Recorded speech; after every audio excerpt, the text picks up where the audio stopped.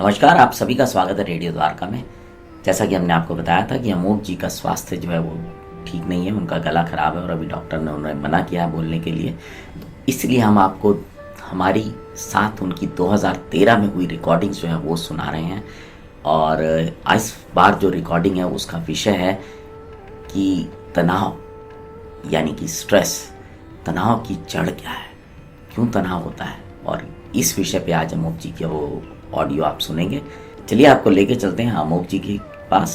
आज हम लोग देखते हैं कि बच्चे बहुत स्ट्रेस में रहते हैं और उनके लिए काफ़ी सारी व्यवस्थाएं भी की जाती हैं ताकि जो स्ट्रेस लेवल है वो जो इतना बढ़ गया है वो किसी न किसी तरह से कम किया जाए।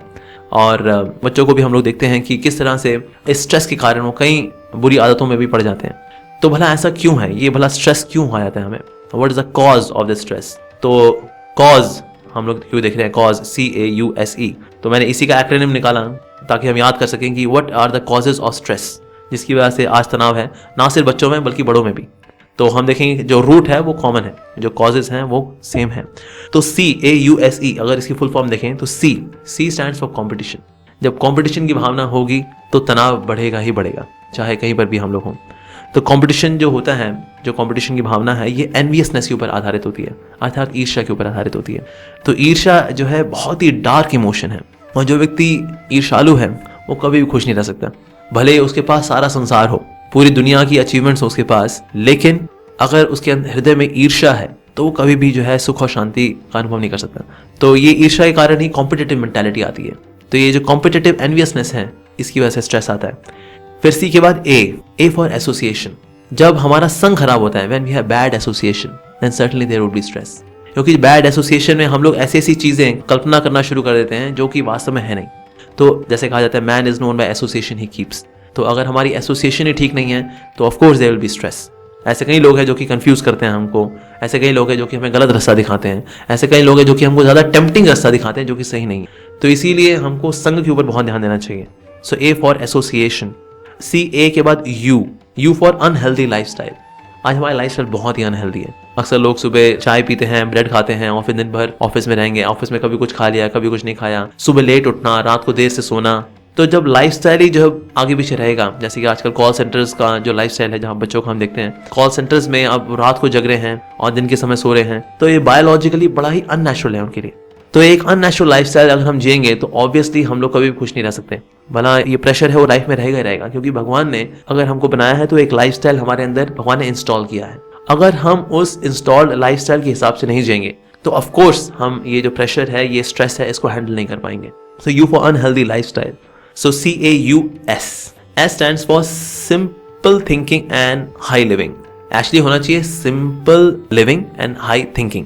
अभी हमारा हो गया simply living and hardly thinking, या फिर सिंपल थिंकिंग और हाई लिविंग। तो आज है हम लोगों का लाइफस्टाइल सिंपल होना चाहिए, लेकिन लाइफस्टाइल हमारे बड़े कॉम्प्लिकेटेड हो गए। और थिंकिंग है हमारी हाई होनी चाहिए, दैट मीन्स हमारे मॉरल वैल्यूज बड़ी हाई होनी चाहिए। मॉरल वैल्यूज की आज कोई परवाह करता नहीं, क्योंकि मॉरल वैल्यू से पेट नहीं भरता। हर वो चीज़ जिससे पेट भरे सिर्फ आज हमारी सिर्फ उसी के ऊपर हमारा केंद्रित रहता है सारा, हमारी चेतना।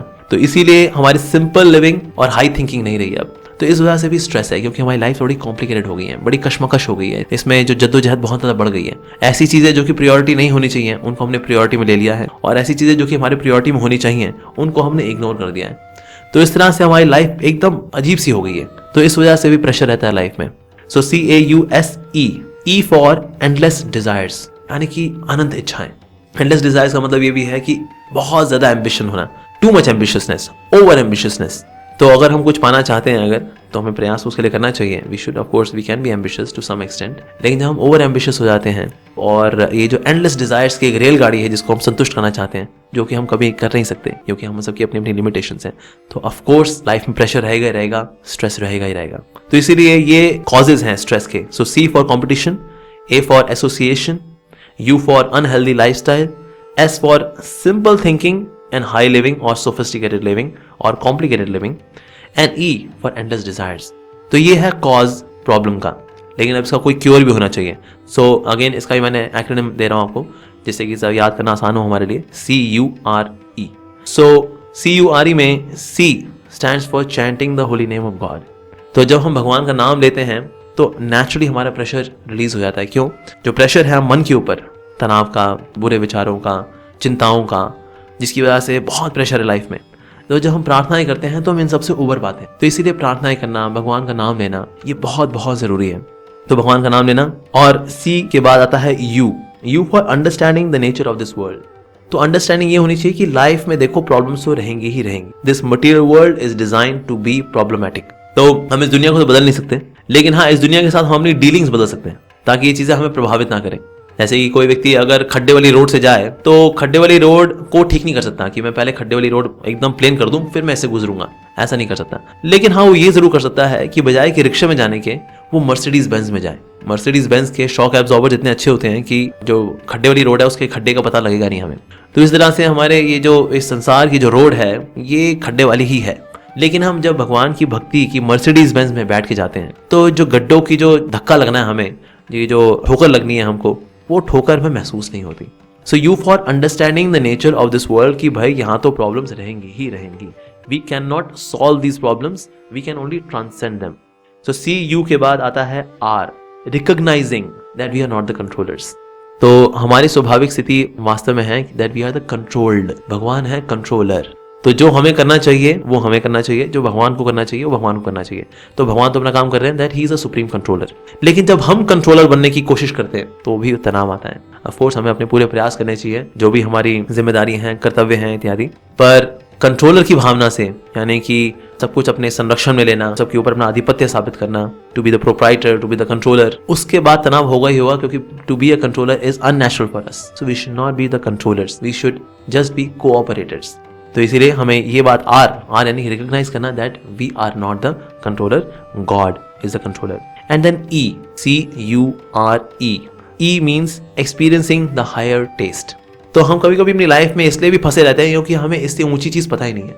तो इसलिए हम एक जो निचली चीज है उसके अंदर फंसे रहते हैं, उसी के बारे में सोचते रहते हैं, उसी के बारे में हम बार बार जो है तनावग्रस्त रहते हैं। लेकिन जब हायर टेस्ट आ जाता है तो लोअर टेस्ट अपने आप निकल जाता है। जैसे कि श्रील प्रभुपाद, जो कि इस्कॉन के फाउंडर आचार्य हैं, जब वो न्यूयॉर्क में गए 1966 में, तो वियतनाम वॉर के बाद वहाँ पर हिप्पी कल्चर था। और हिप्पी कल्चर के बारे में जैसे सब जानते हैं, दम मारो दम, मिट जाएगा, बोलो सुबह शाम, हरे कृष्णा हरे नाम, सबने मूवी में देखा ही होगा। तो उस वक्त लोगों का बहुत बुरा हाल था, हिप्पी कल्चर बहुत तनाव में थे और गवर्नमेंट ने कई प्रयास किए कि जो हिप्पीज हैं उनको हम वापस रिफॉर्म कर सके। जितने यूथ थे उस वक्त वो हिप्पी कल्चर में चले गए थे ज़्यादातर। तो वहां पर श्रील प्रभुपाद जी ने उनसे यही कहा कि देखो तुम लोग ड्रग्स लेते हो, ऊपर जाते हो थोड़ा समय, ऐसा तुमको लगता है जैसा कि तुम ऊपर जाते हो और फिर नीचे आ जाते हो, लेकिन मैं तुमको एक ऐसी चीज दूंगा जिससे तुम हमेशा ऊपर ही रहोगे। तो उन्होंने कहा अच्छा स्वामी जी ऐसी कौन सी चीज है? तो श्रील प्रभुपाद जी ने उनको भगवान का नाम दिया, हरे कृष्ण कृष्ण कृष्ण हरे हरे, हरे राम राम राम हरे हरे। और एक क्रांति सी आ गई वहां पर हिप्पीज के बीच में, जब उन्हीं हिप्पीज में से ऐसे ऐसे भक्त निकले जिन्होंने कि अपना जीवन समर्पित किया पूरे विश्व भर में भगवान के नाम का प्रचार करने के लिए। तो एक हायर टेस्ट जब मिलता है तो हम लोअर टेस्ट को छोड़ पाते हैं। हम बुरी आदतों को तब छोड़ पाते हैं जब हम हायर टेस्ट की ओर आ जाते हैं या फिर हायर टेस्ट को एक्सपीरियंस करना शुरू कर देते हैं। तो इसीलिए हायर टेस्ट लाइफ में लेके आना, जो कि भगवान की सेवा से और स्पिरिचुअलिटी को और भक्ति को अपने जीवन में लाके आता है, तो जब ये आएगा तो नेचुरली लोअर टेस्ट निकल जाएगा। सो CURE is a solution, cure.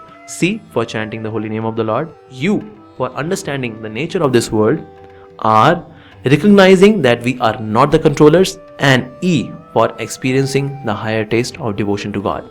तो यदि हम CURE फॉलो करेंगे तो कॉज CAUSE वो अपने आप सुलझ जाएगा, निपट जाएगा, और जो लाइफ में प्रेशर है, जो स्ट्रेस है, उसको हम सही से डील कर पाएंगे। हरे कृष्णा।